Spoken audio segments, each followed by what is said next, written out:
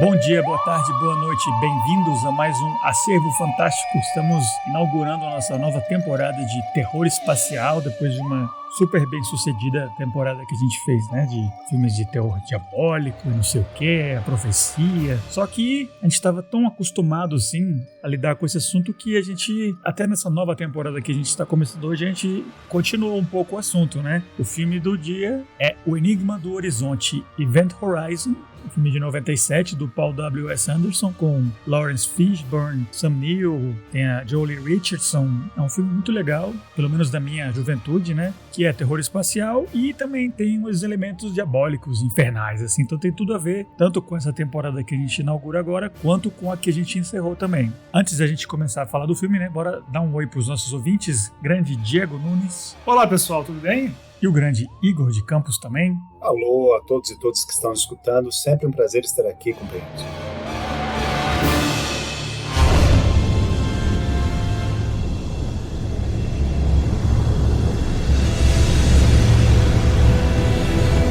Qual é a história que vocês têm, assim, pessoal, tanto com esse filme quanto com o Paul W.S. Anderson, né? Que é um diretor, assim, que sempre foi muito mexido com gênero, né? Até hoje em dia. E pra mim ele sempre ficou meio preso, assim, numa coisa meio entre o filme B, assim, de baixo orçamento, com às vezes um elenco de, né, nomes mais pesados, né? Atores melhores, um pouco mais de verba. Então ele ficou num espaço meio híbrido, assim, fazendo uns filmes que eu acho que se ou fossem, né, com uma estética bem mais, né, de filme de alto nível e tal, seriam melhores, ou se ele abraçasse totalmente o lado mais trash e também ficasse nesse outro âmbito, assim, de B-movies e tal, mas ele fica meio que no meio, assim, então eu acho que ele tem uma carreira meio estranha, não sei qual é a opinião que vocês têm dele, né? Diegão, qual é a sua história com o Enigma do Horizonte e com o Paul W.S. Anderson? Eu tenho quase certeza absoluta, quase certeza que eu assisti esse filme no cinema quando saiu, porque eu sempre fui um aficionado por terror espacial, né? Especialmente Alien, e esse filme estava sendo meio prometido como um filme inspirado também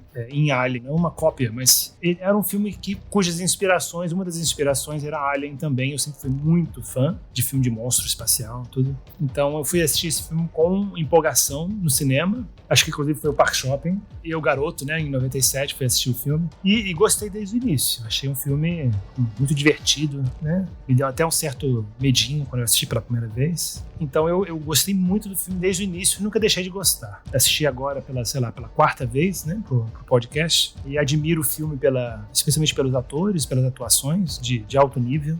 Muitos críticos na época. Esse é um filme que depois a gente vai falar, né? Esse filme foi um fracasso de público e de crítica, né? Quando saiu. Eu realmente estava revendo as críticas americanas, né, dos jornais americanos, espalhados pelo mundo também, na Inglaterra, na Austrália, e quase nenhum crítico gostou desse filme, mas ele ressurgiu das cinzas, né? Quando foi lançado em VHS, quando depois foi lançado em DVD, e virou um cult para ser visto em casa. Uma das críticas, né, desse pessoal, né, na época, foi que você não liga pro destino dos personagens. Os personagens são muito caricatos e muito superficiais, né? E eu não acho. Eu acho que tem um pouquinho de construção. Não é totalmente, não é super complexo, não é assim, não são personagens redondos e humanos 100%, mas eu acho que os atores são muito bons e tem algum tipo de construção de personagem ali, sim. Tem vários personagens do filme que eu sou apegado a eles, que eu gosto deles, né? Que eu gosto de, né? E eu acho, por exemplo, que o Alien Covenant, ele não conseguiu o que o Enigma do Horizonte conseguiu. Sabe? O Alien Covenant, eu não sei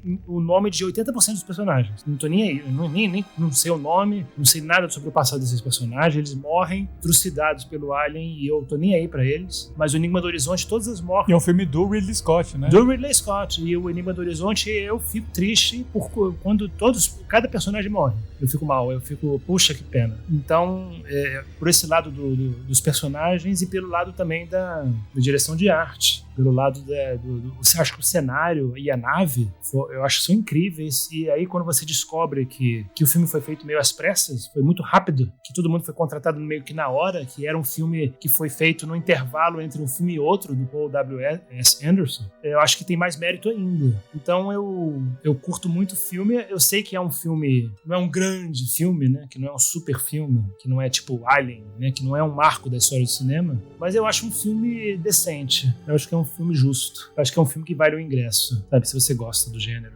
Boto fé. Igor, sua história é parecida com a do Diego? Sua perspectiva? Dessa última vez que você assistiu comparado com a primeira, por exemplo, né? Como é que ficou aí o Enigma do Horizonte, na sua opinião? Bom, a última vez que eu assisti o filme, eu fiquei um pouco decepcionado, assim. Minha história, assim, não é muito parecida com o Diego, mas eu assisti esse filme assim que esse filme foi lançado. Esse é um filme de 1997, né? Então eu tinha 17 anos, e assim, esse filme ele também passava no Telecine praticamente o tempo todo. E sempre que ele passava no Telecine, sempre que ele era reprisado, eu parava para assistir, porque eu gostava muito desse filme. E aí eu reassisti ele agora, né, por ocasião do podcast, e reassisti ele 2 vezes, né. Eu confesso que a primeira vez que eu reassisti eu fiquei um pouco decepcionado. E a minha decepção, vou usar uma metáfora aqui, quem gosta de música, né, talvez pegue melhor, assim. Nos anos 90 foi uma época que queria ser sinistra e transgressiva, sabe? Muito da arte dos anos 90 tem essa característica, né? Os anos 90 foram inaugurados com aquele Batman do Tim Burton, né, que era uma versão mais dark, mais obscura, mais edgy do Batman, e aí eu acho que muito do cinema e da arte dos anos 90 meio que queria pegar carona nessa pegada, assim, sabe? Tipo, eles viram que isso vendia, né? Então vamos fazer umas coisas assim, mais obscuras, assim, mais aterradoras. Então, quando eu era moleque, né, eu escutava metal, assim, o que fazia sucesso naquela época era no metal, né? Era bandas como Deftones, era Slipknot, era Linkin Park, Korn, exatamente. E naquela época a gente achava que isso era uau, sabe? Isso era hardcore, isso era a coisa mais pesada que alguém já tinha feito. Limp Bizkit. Pois é, Limp Bizkit. Uau! Pois é, isso era pesado, isso era transgressivo. Mas é claro, assim, tipo, os anos vão passando, né, e você vai adquirindo mais conhecimento, você vai entrando em contato com mais coisas, né, que são, de fato, assim, bem mais pesadas e bem mais transgressivas, né, com outras formas de arte também. E aí você vê que aquilo não era tão pesado assim, sabe, não era tão transgressor assim. Serviu muito bem para ser uma espécie de porta de entrada para você conhecer outras coisas, mas que aquilo, assim, o choque inicial daquelas coisas ficou meio que diluído com o passar dos anos. E é mais ou menos assim, né, que eu me sinto em relação ao Event Horizon. Eu achava um filme, radical, pesado, assim, filme de horror, assim, adulto, né, quando eu tinha 17 anos. Mas aí, quando eu fui reassisti-lo, eu ainda vejo no filme várias coisas que eu gosto. Eu acho que o filme ele tem vários elementos muito interessantes, ele tem temas também interessantes, né? Eu acho que é um filme que ele vai dar um bom pano pra manga pra gente conversar aqui. Mas eu acho que o impacto dele foi se diluindo um pouquinho no tempo pra mim. Vou usar uma outra metáfora aqui que talvez os senhores cavalheiros entendam melhor. É que nem colocar soda no whisky. O sabor ainda tá lá, sabe? Mas fica um pouco mais diluído, porque você sabe como é que é o sabor de verdade. Então, eu acho que Event Horizon... Eu ainda gosto do filme. Eu falei pra vocês, eu reassisti ele 2 vezes agora pra gente gravar o podcast. A segunda vez que eu reassisti, eu gostei mais, sabe? Eu acho que eu fui, não sei, talvez meio mal-humorado demais, assim, na primeira vez que eu reassisti. A segunda vez que eu reassisti, eu gostei mais de certas coisas. Eu gostei, assim, senti... Porque eu vejo muito potencial nesse filme. Eu acho que, depois que vocês me disseram que tem um corte do diretor, né, do Paul Anderson, uma versão... Não existe, né? Teria que...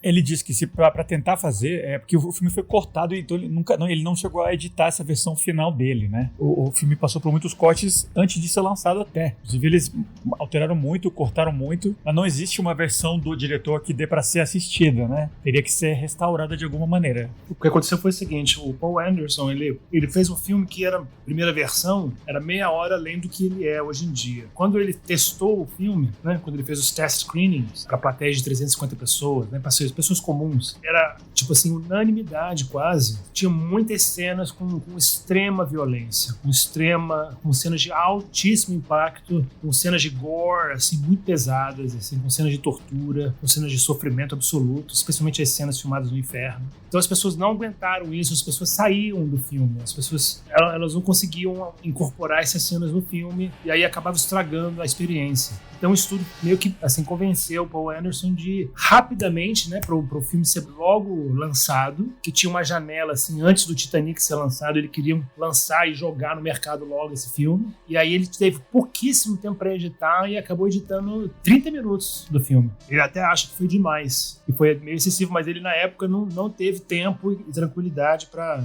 Ele diz isso, né? para realmente editar o filme com calma. Então 30 minutos saíram do filme, e esses 30 minutos que saíram, né, como na época o filme não foi feito, não tinha tecnologia digital, não foi para DVD, parece que o filme não foi bem preservado. Não tem nenhuma cópia desses 30 minutos que saíram. Não tem nada, não conseguem achar, tá tudo mal feito, tá tudo quebrado. Não tem como encontrar isso, né, que falta. Eu fico imaginando que talvez esse filme original ele fosse mais interessante do que o que eu vi, porque o que eu senti falta é justamente isso. Eu acho que o filme ele chega a quase ser aquilo que a década de 90 prometia, né? Assim, sinistro e transgressivo, sabe, em vários aspectos, mas ele acaba sendo uma música do Linkin Park. Né? Perdão, assim, sabe, pessoas que gostam do Linkin Park. Nada contra, mas assim, não é a coisa mais pesada que você pode escutar em termos de heavy metal, né? A gente tem que admitir. Então, meio que é essa relação que eu tenho com o filme hoje. Assim, mas assim, eu ainda gosto do filme, né? Agora, uma coisa que eu não lembrava é que esse filme, ele é meio bagunçado, né? Assim, ele é uma espécie de Frankenstein de vários... Assim, ele é feito de vários pedaços, de vários filmes diferentes. Eu acho que em 97, quando eu assisti o filme, eu ainda não tinha cultura cinematográfica, não tinha um repertório suficiente para poder detectar certas coisas que o filme traz. Mas assim, ele é uma mistura de Iluminado com Hellraiser, mais especificamente o segundo Hellraiser, com Solaris do Tarkovsky. Nossa, tem tanta coisa, tanta referência nesse filme. Eu acho que, né, talvez fique nisso, né? Assim, ele tenta ser tantas coisas e ele, né, fica uma espécie de colcha de retalhos. É um genérico, assim. Então, minha impressão desse filme, eu ainda me diverti, especialmente a segunda vez que eu reassisti. Mas a gente não pode também, assim, gostar de um filme por tudo aquilo que ele poderia ser, mas não consegue ser. Meu veredito eu acho medianamente bom. Só comentar que eu acho uma qualidade do filme, essas inspirações. Eu acho legal, acho interessante que ele realmente, e ele não esconde isso, assim, isso não é feito de forma oculta. Ele assumidamente diz que se inspirou em Iluminado, né? Especialmente o roteirista também, né? Se inspirou em Solaris, né? Com tudo que você falou, Hellraiser, Alien. Mas eu acho que ele agregou esses elementos e fez um filme que não é assim, 100% original, mas eu não acho que chega a esse ponto, né? Eu não acho que chega ao ponto de ser só um arremedo de influências e não tem identidade. Eu acho que ele tem uma certa identidade, eu acho que a gente pode localizar ele muito bem nesses anos 90 que você está falando aí, que não são... É tipo assim, uma pretensamente... edgy e pesado e tal, mas no fundo não é. Mas eu acho que é uma característica de certa estética dos anos 90. Né? Eu acho legal isso. No meu caso, eu também assisti na época. Eu acredito que eu não vi no cinema, que era bem difícil. Eu tinha aqui 16, 15, 16. E era bem difícil eu ver filme de terror e tal, que eu não tinha muito costume, né? Eu comecei, foi um pouco mais velho, assim. Mas eu vi ele, não sei se em VHS ou DVD, e eu achei muito legal, bem assustador na época. Eu não sei se eu assisti antes do Alien, por exemplo. Não sei. Obviamente, não é um filme desse nível, né? Mas eu curtia muito e eu tentei acompanhar ao longo dos anos, né, os filmes do Paul W.S. Anderson, e o bicho realmente não conseguia dar pé com bola, assim, como eu mencionei um pouco na abertura, né, ele fica meio mesmo entre o filme A de nível A, né, com boa grana e atores, e o filme B, só que ele, não sei, eu acho que ele teria sido bem mais bem sucedido, assim, como um autor de cinema, se ele fosse tipo uns 10 anos mais velho e tivesse começado nos anos 80 mesmo, sem computação gráfica, fazendo uns filmes mais trash mesmo. Eu acho que ele seria tido mais como uma figura mais cult mesmo entre os cinéfilos e tal, do que ele é, né? Porque após esse filme e aquele soldado, ele acabou fazendo Resident Evil e ele fez tipo todos os filmes. Ele só faz filme agora com a esposa, com a Mila Jovovich, que são filmes ruins, assim, muita computação gráfica.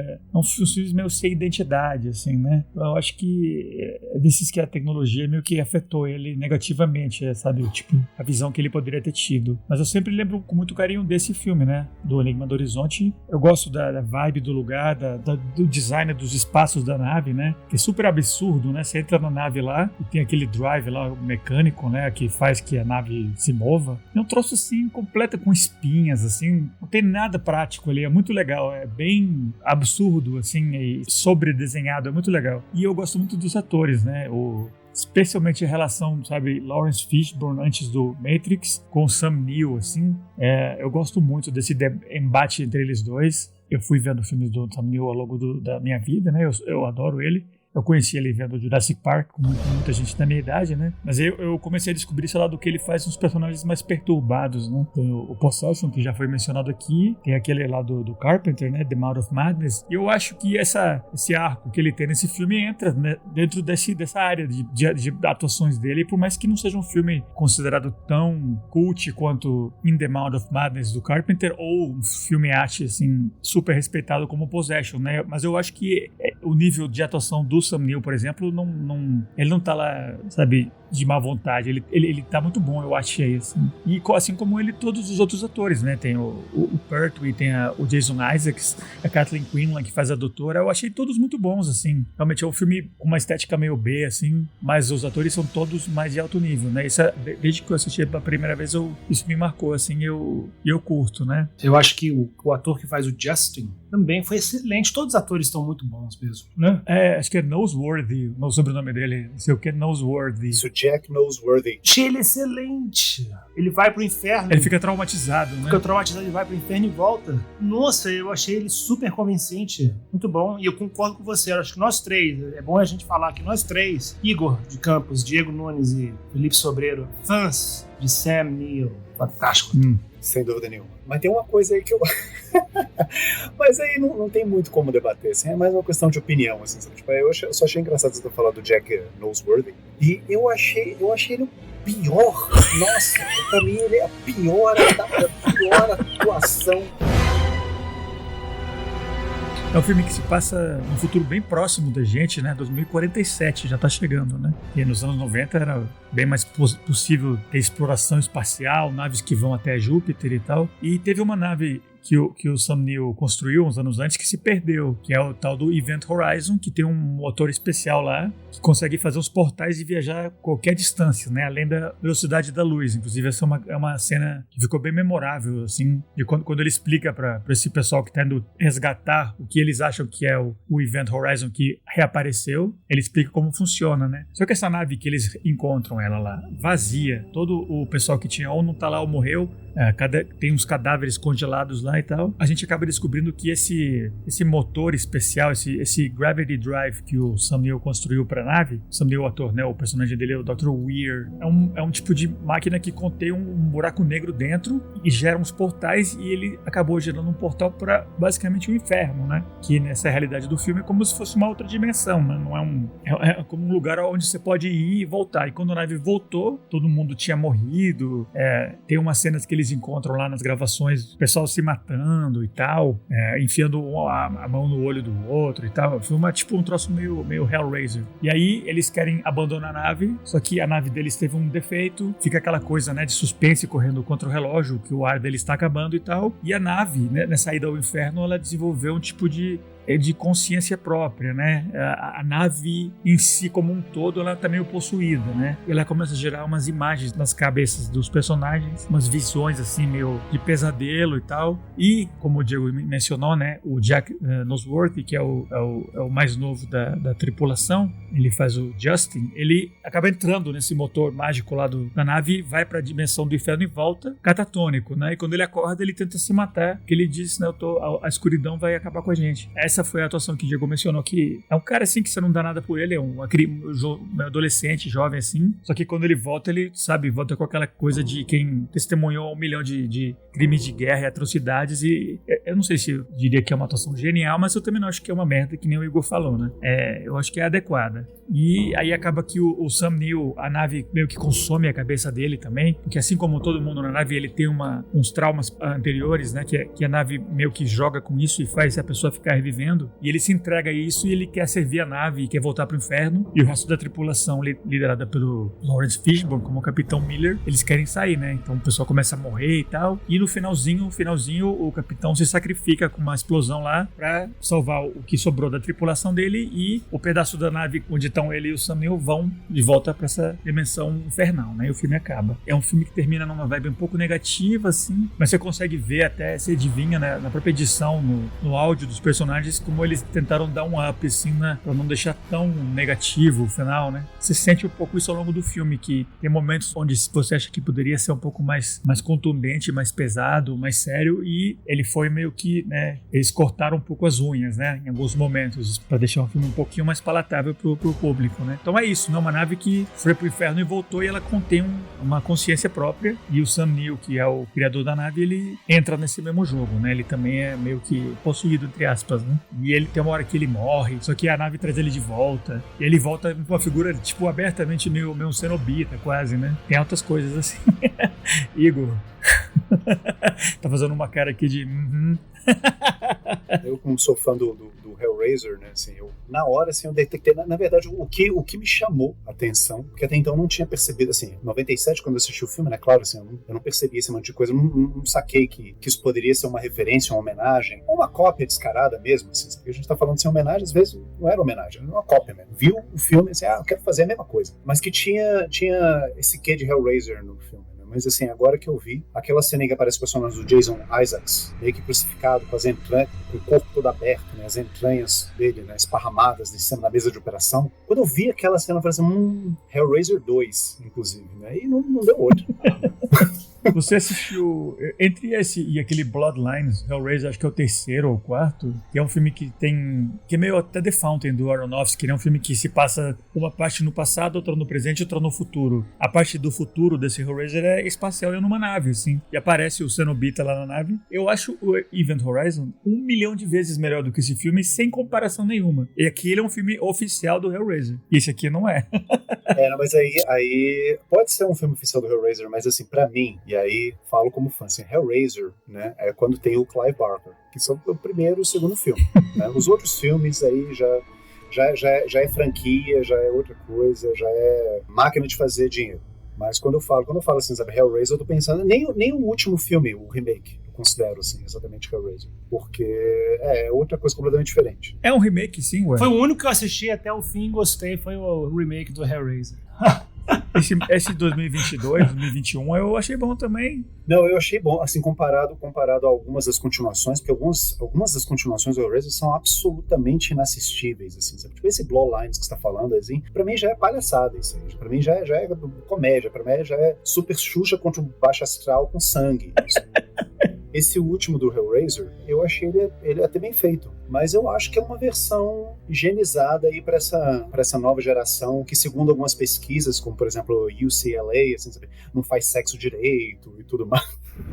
Tudo mais. Eu acho que é um Hellraiser dessexualizado, sem muito gore, sem muito da sujeira, sem muito do fetichismo, sabe, da coisa suja mesmo e dark, que o primeiro tinha muito bem, mostrava muito, sem o appeal, assim, um Hellraiser mais adaptado. É interessante você falar isso, porque antes da gente voltar a falar do filme, né, do Enigma do Horizonte, eu li um artigo italiano, traduzido para o inglês, sobre como os filmes hoje em dia não tem mais cenas de sexo, né? Não tem mais erotismo. E também vi o Gael Garcia Bernal dando uma entrevista no armário da Criterion Closet. E ele fala do Tu Maman Tambien, e ele fala que uma das grandes qualidades do Tu Maman Tambien é que é um filme sexy. É um filme que você assiste e sai com ganas de follar, né? De rolar, sabe? Você sai assim que... Dá tesão.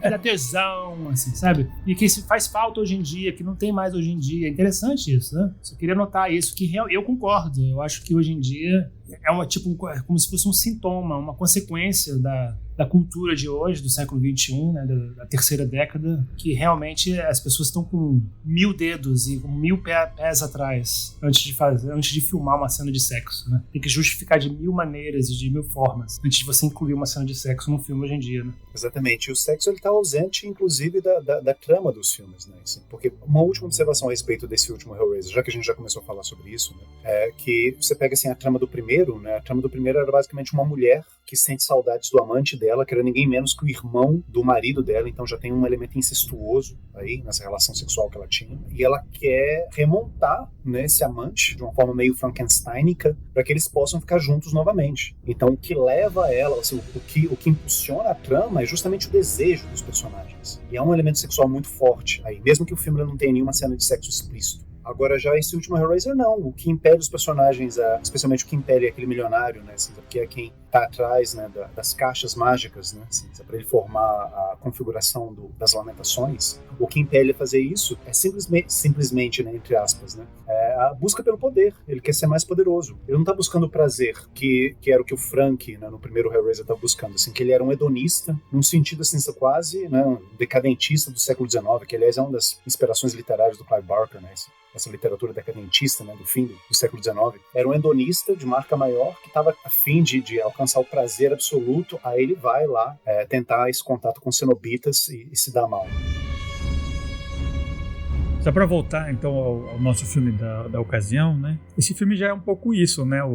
Não tem essa aproximação ao Clive Barker, né? Inclusive eu tinha lido em algum lado que tem um rumor de que ele trabalhou em alguma capacidade nesse filme, como consultor, alguma coisa, né? Eu não vi nenhuma fonte fidedigna além da menção desse rumor, né? Mas realmente, né, o sexo, que é uma coisa que move muito esses filmes do Hellraiser, Clive Barker, que move esses filmes, né, essa coisa de S&M, né, e os fetiches e tal. Isso nesse filme não só não tem, mas é só algo que pertence ao inferno, né? Só a sacanagem é na outra dimensão do além, que eu acho que tem tudo a ver com 2047, né? Que é um ano que tá se aproximando, eu acho que vai ser isso, né? A pessoa só vai pensar e lembrar em sacanagem se tiver um portal que abra pro inferno, assim. Lá que tá aquilo. A gente aqui vive uma vida puritana, tranquila, sem nenhum tipo de tensão, assim, nesse sentido mais carnal.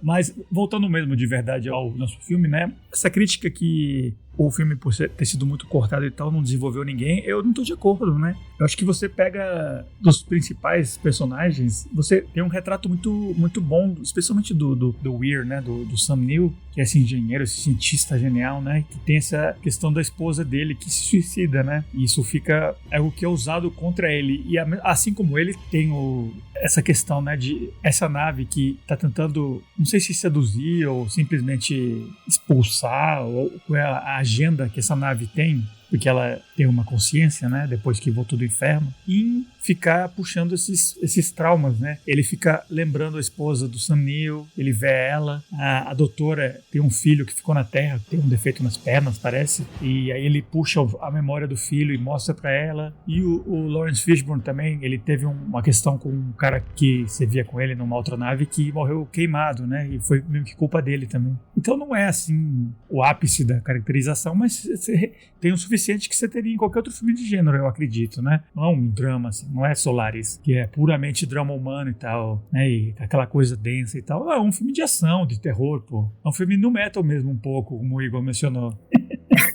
Concordo com o que você está falando, assim. É engraçado você pensar que são 3 personagens que sofrem alucinações, né? Quer dizer, o filme ele não diz pra gente direito se são alucinações ou se a nave ela tá materializando alguma coisa do passado desses personagens, né? Uhum. Não fica muito claro isso, assim. Tipo, eu gosto de pensar na segunda possibilidade, né? O que deixa o filme mais próximo, inclusive, do Solaris, que eu acho que é uma outra referência temática que o filme traz, que é muito interessante. Se você parar pra pensar o que tem em comum esses 3 personagens, né? A Mama Bear, o Capitão Miller, que é o Lawrence Fishburne, e o Sam Neill, que é o Dr. Weir. São 3 personagens que em algum momento da vida deles deixaram para trás ou abandonaram, em certa medida, alguma pessoa da vida deles. O Capitão Miller teve que deixar, né, foi forçado a deixar um soldado para trás, né, em uma das missões que ele participou. Esse soldado morreu, uma morte horrorosa. Mama Bear, ela deixou um filho na Terra, não por vontade própria, mas porque ela estava dentro dessa missão para resgatar o Event Horizon. E fica meio que implícito que o Dr. Weir também, ele deixou a esposa dele, não abandonou a esposa dele, mas assim, ele se dedicava tanto ao trabalho dele que ele acabou sendo negligente com as necessidades da esposa dele e talvez por consequência disso, ela acabou tirando a própria vida.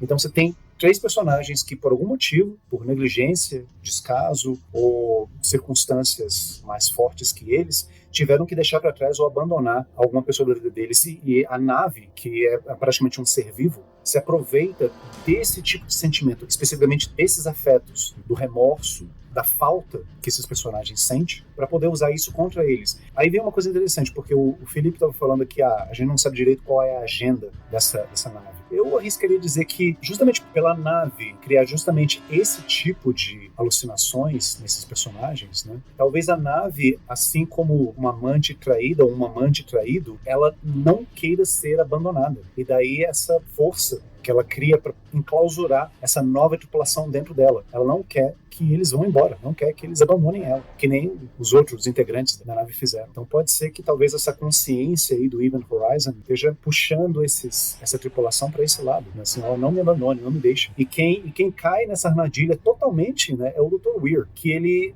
abandonou a esposa dele, mas ele achou uma segunda esposa, por assim dizer, uma esposa substituta, que é a própria nave. Em inglês, né, quando ele fala da nave, a nave é she, né, é o pronome ela. Então ele fala da nave, assim, as pessoas falam, né, mas assim, especialmente ele fala da nave sempre no feminino. Oh, where is she? Onde é que ela está? Ela está bem?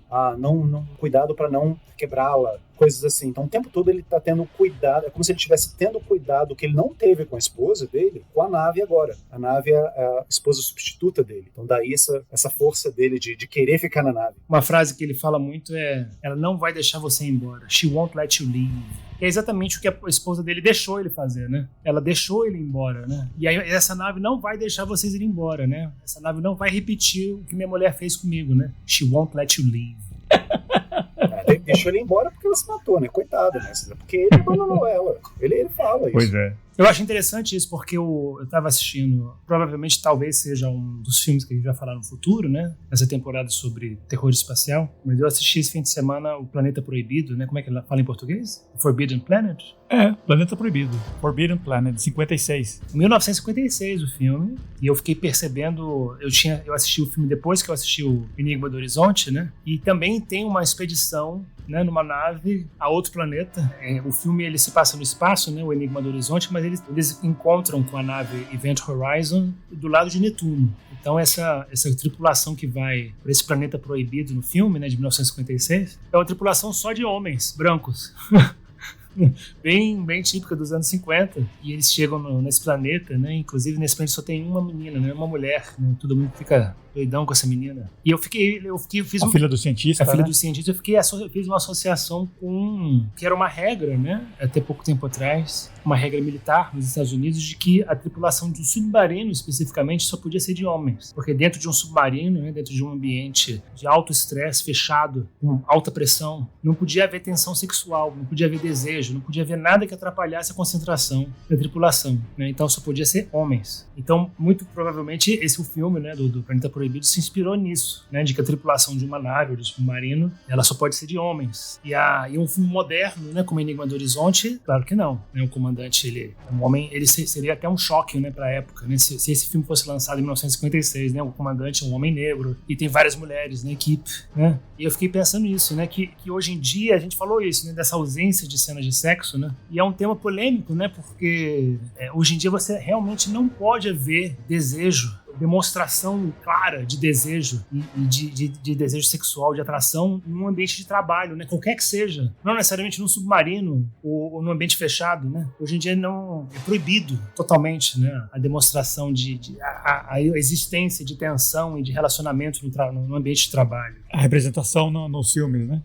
Exatamente. E acho que tem a ver com o mesmo princípio que fez com que os estúdios apaziguassem esse aspecto mais erótico, até nudez, ou até de relacionamento mesmo, deixar tudo mais apagado. É o mesmo do que eles tiveram nesse filme, né? Que assim como antigamente tinha esse código de conduta, né? Code que chamava no cinema, né? Que era um troço regulamentado mesmo, né? Não podia mostrar isso, aquilo, promover crimes, etc, né? Isso acabou, né? Só que ele retomou agora, né? De uns tempos pra cá, voltou um pouco meio que alimentado mais pelo capitalismo como um todo, né? Porque agora quando os estúdios grandes, que por exemplo no caso do Enigma do Horizonte foi Paramount, né? É um filme de terror, assim, espacial e tal, mas não é um filme B, né? Tem uma grana por trás, tem um investimento, né? Então o que eles mais querem é, vamos tentar apaziguar aquilo que eles chamam dos 4 quadrantes, né? De jovens, velhos, né? Aposentado, criança, não sei o quê. Então você tem que deixar o filme o mais palatável possível, né? Se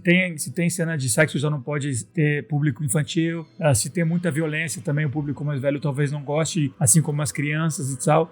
Sabe, o movimento natural dos estúdios é empurrar meio que de volta para esse código antigo, né? Só que em vez de ser uma coisa regrada moralmente, assim, pela coisa imposição, é para tentar vender o máximo possível, né? Então não pode incomodar ninguém, tem que ser apelativo mais ou menos para todo mundo, né? Então já, né, nos anos 90, obviamente já estava em pleno época dos blockbusters, né? Então, eles já tinham se tocado desse fato, né? Talvez essa versão mais comprida, mais polêmica, mais esquisita um pouco que o Paul W. Anderson tinha feito, né? Realmente, como o Igor disse, teria sido um filme talvez mais interessante, né? Podia ser também inassistível, péssimo, né? Mas teria sido um filme um pouco mais com personalidade, talvez. E esse instinto de deixar o filme mais inofensivo, né, em todos os sentidos, é que a gente vê bastante hoje em dia, como a gente via antigamente, só que por outros motivos, né? São filmes celibatários. Só que violência, estranhamente, é bem mais aceitável, né? Nos Estados Unidos a cultura ela é bem mais puritana mesmo, né? Por mais que o pessoal,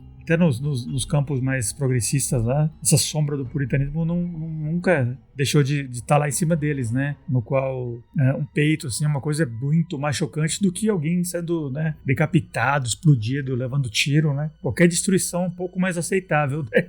Qualquer violência é um pouco mais aceitável do que uma nudez, uma coisa assim que no cinema europeu, o asiático é o oposto, né? A América Latina também. Eu lembro de uma fala do Ian McGregor, né, por ocasião da promoção do Trainspotting, que é um filme dos anos 90 também. Ele fala que o filme teve que ser cortado, reeditado, né, quando ele foi lançado nos Estados Unidos, porque algumas cenas chocavam muito o público norte-americano. Aí quando ele faz um comentário a respeito de quais cenas que chocavam, ele fala que a cena do orgasmo da Kelly McDowell, a atriz que faz com ele uma cena de sexo logo no meio do filme, a cena deles fazendo sexo não foi cortada, mas quando ela chega ao orgasmo, isso foi cortado.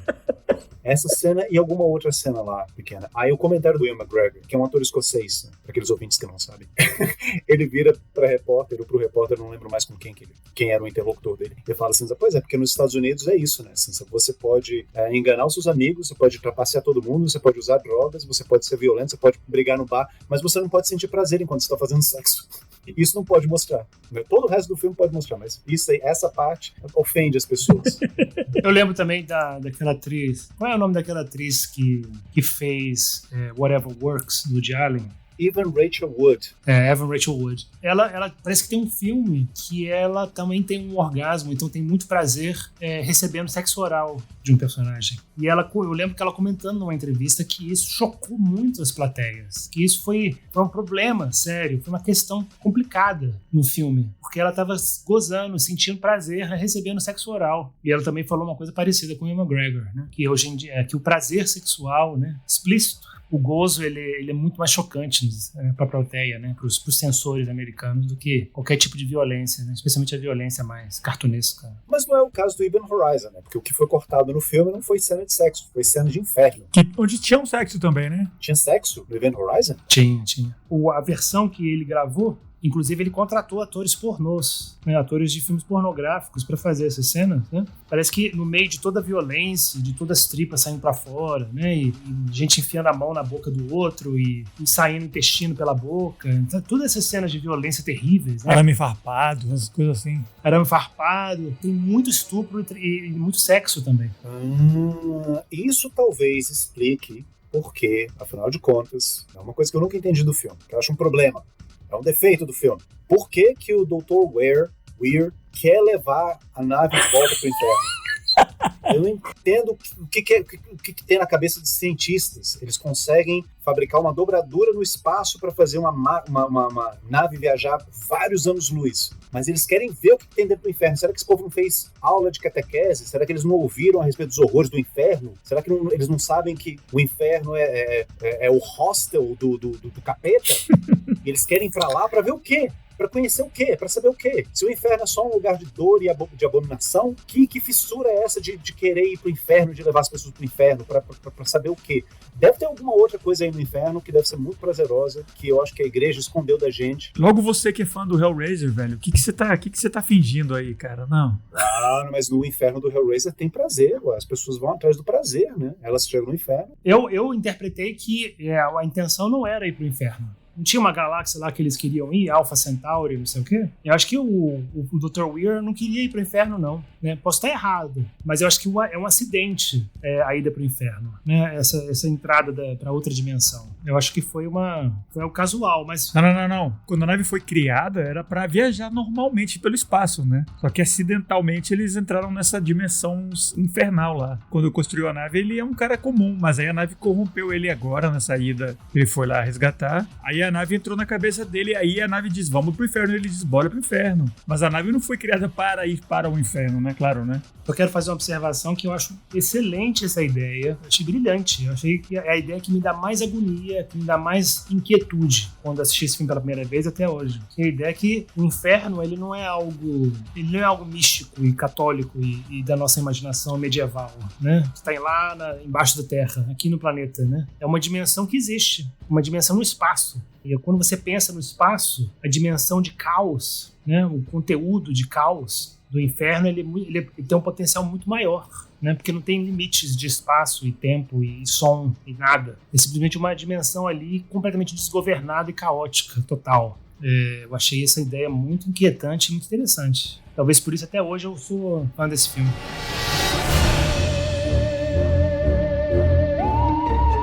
Pois é, pessoal, esse foi o nosso papo sobre o Event Horizon, o Enigma do Horizonte. Teve algumas divergências, né? Mas eu acho que vale a pena ser assistido. E eu acho que, não sei se acho que talvez seja unanimidade aqui. Se você vai assistir um filme do Paul W.S. Anderson, eu acho que o filme do Enigma do Horizonte é o filme que você pode assistir, né? Que a carreira dele é bem irregularzona, mas esse acho que foi o que mais deu certo mesmo, né? E antes da gente passar para anunciar o próximo filme, né? Da temporada de terror espacial, eu queria perguntar para vocês dois as suas recomendações para os ouvintes, né? Na verdade, deixa eu começar que a minha é uma recomendação de um outro filme do Paul W.S. Anderson, que eu acabei de falar que o melhor filme dele pra mim é esse do Enigma do Horizonte, mas tem um fator assim, nostalgia de um filme que esse sim eu vi no cinema várias vezes, me marcou muito na época. É um filme que eu tenho até medo de rever, porque eu tenho certeza que datou muito mal os efeitos e tal. Tem um elemento que eu acho que sobrevive incólume, assim, intocado, que é a trilha sonora, a música principal, que é Mortal Kombat de 95, o filme que ele fez com 30 anos de idade, que abriu a carreira dele. Cara, que filme! Pra quem curtiu um fliperama na época, velho, muito bom. Adorei. CGIzão, imagino que é uma merda. Tem o Christopher Lambert fazendo o Raiden, perfeito, péssimo, mas muito bom ao mesmo tempo.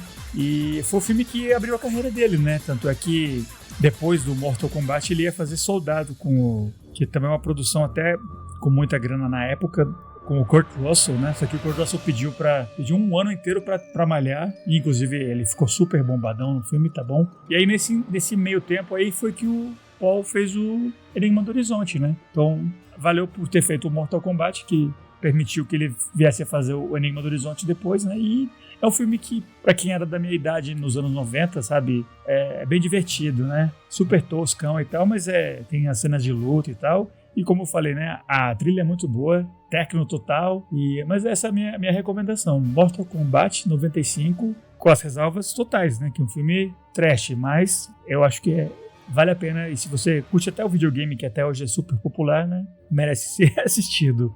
Igão, você tem uma dica para os nossos ouvintes que curtiram o Enigma do Horizonte? Ou até como você que não curtiram tanto, mas alguma coisa que te lembrou esse filme com essa pegada e tal, alguma coisa?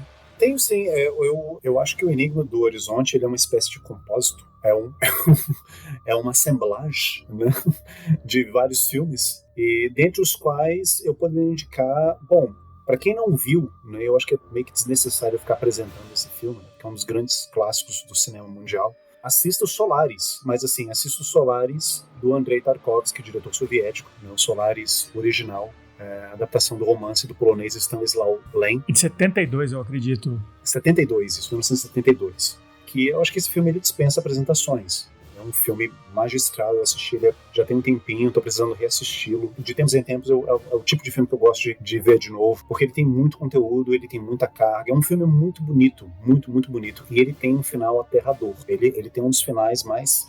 sabe, que você não espera, eu não vou dizer aqui, né? Mas assim, bom, é um clássico de cinema, né? Provavelmente eu acho que as pessoas já devem saber como é que ele termina. Um outro filme também que é uma referência visual para o Enigma do Horizonte, né? Se você gostou do Enigma do Horizonte, eu aconselho, né, ao público que vá de fato ao inferno e assista Hellraiser, o original de Clive Barker, um filme de 1986, se não me engano. 87, obrigado, Felipe.